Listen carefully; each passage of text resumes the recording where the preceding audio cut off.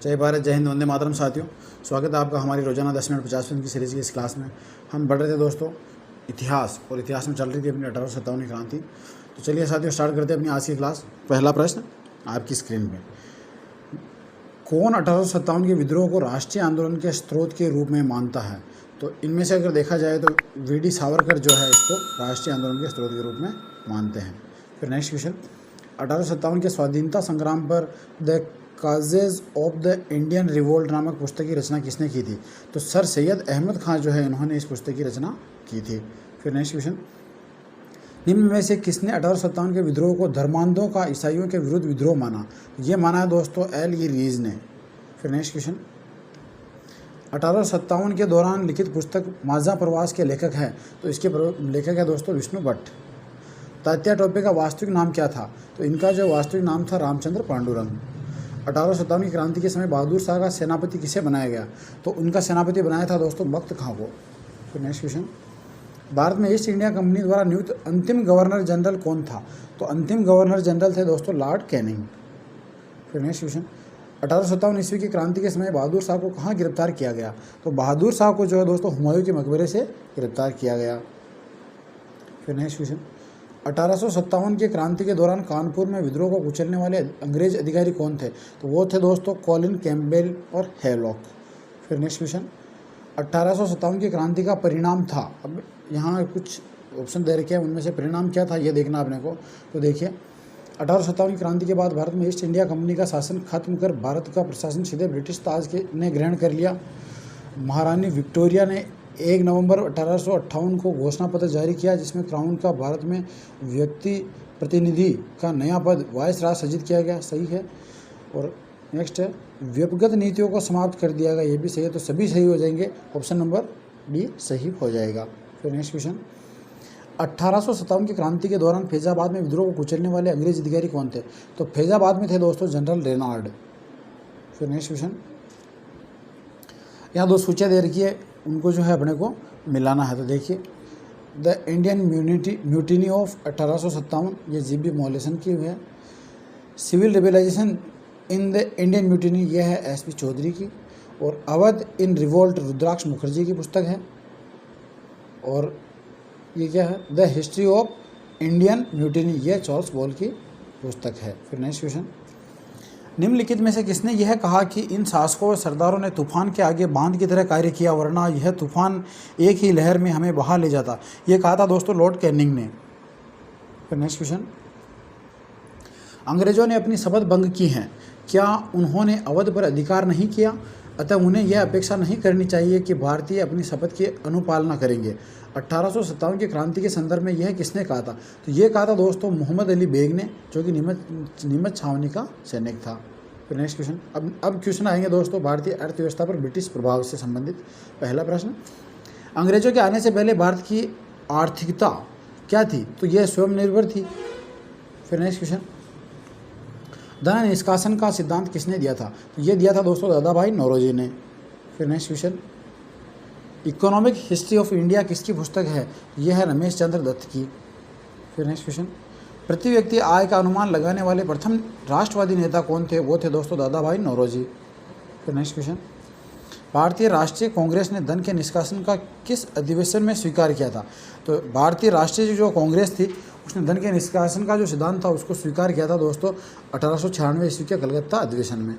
फिर next question, आर्थिक बहाव के सिद्धांत की बात सर्वप्रथम किसने की?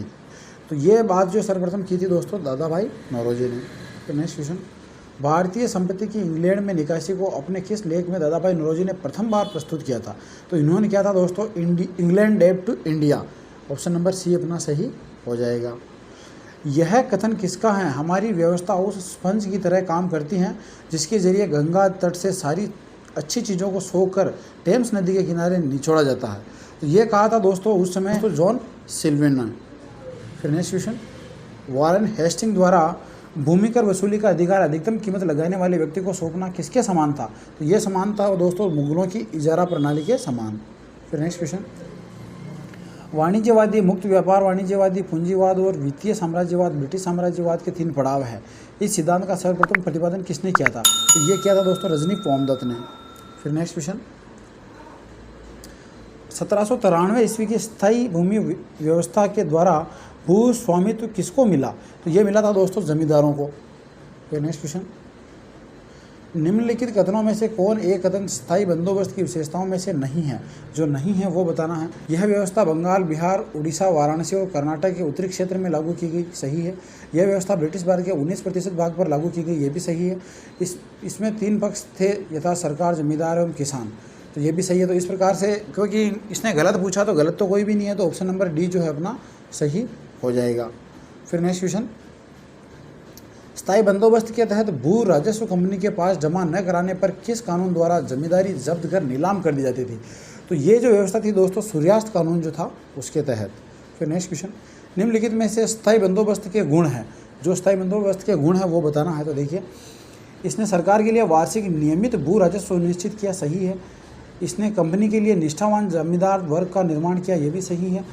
सरकार स्थायी बंदोबस्त को प्रवर्तित कर समय समय पर होने वाले बंदोबस्त से मुक्त हो गई, ये भी सही है। तो सही सभी जो है अपने सही हो जाएंगे। फिर नेक्स्ट क्वेश्चन, बंगाल में भू राजस्व की स्थायी बंदोबस्त प्रणाली को किसके द्वारा लागू किया गया था? तो ये लागू किया था दोस्तों लॉर्ड कॉर्नवालिस ने।